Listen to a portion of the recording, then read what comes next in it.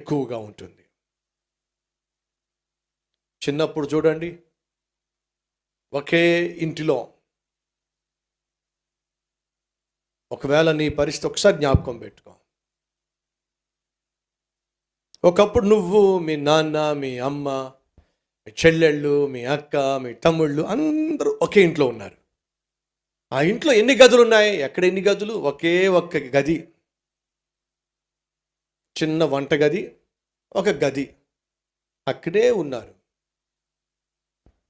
ఒకే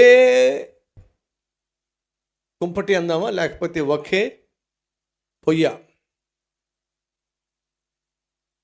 ఒకే కంచంలో అమ్మ చక్కగా పప్పు చారో లేకపోతే నెయ్యి వేసి చారో కలిపి అందరికీ అన్నం తినిపించేది. ఒకే కంచంలో తినేవాళ్ళు.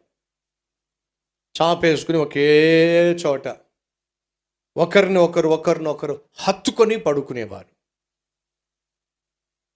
ఆ స్థితిలో ఎంత హాయో, వారి మధ్య ఎంత ప్రేమో. అమ్మ అన్నం పెడుతుంటే ఫస్ట్ వాడికి, సెకండ్ వీడికి, థర్డ్ వీడికి, ఫోర్త్ వీడికి, ఫిఫ్త్ వీడికి, లేక ఆమెకు వెయిట్ చేసేవాళ్ళు వాళ్ళ టర్మ్ వచ్చేదాకా. దయచేసి గమనించండి. దుప్పట్ల అవసరంలా చలిలో కూడా, ఎందుకని వాళ్ళు ఒకరికి దగ్గరగా పడుకునేసరికి ఆ వెట్ట వల్ల ఎంతో హాయిగా ఉండేది. కాకపోతే స్లోగా చదువుకునో, ఒక్కొక్కడు బాగా చదువుకునో, ఆ తర్వాత పెళ్ళిళ్ళు చేసుకునో, ఒక్కొక్కడికి ఒక్కొక్క ఇల్లు, భార్య, పిల్లలు, ఇలా ఎంతో కొంత వారి స్థితిగతులు పెరిగేసరికి ఆ తండ్రి పడిన కష్టానికో చేసిన వ్యాపారానికో లాభం వచ్చేసరికి ఏం జరుగుతుందో చెప్పండి?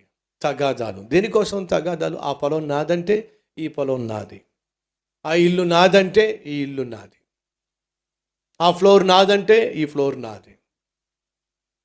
వస్తువుల కోసం, వాహనాల కోసం, పొలాల కోసం, స్థలాల కోసం, గృహాల కోసం, వెండి బంగారాల కోసం ఒకప్పుడు ఒకే కంచంలో తిన్నటువంటి సహోదరులు కోర్టుల చుట్టూ తిరుగుతున్నారండి. కారణం ఏమిటి? డబ్బు.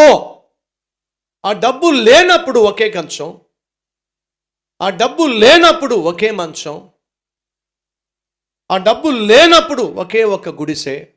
డబ్బు వచ్చిన తర్వాత అనురాగాలు కనుమరుగైపోయినాయి, ఆప్యాయతలు కనుమరుగైపోయినాయి, ఆత్మీయతలు కనుమరుగైపోయినాయి. వాస్తవం కాదంటారా? ఒకనికి ధనము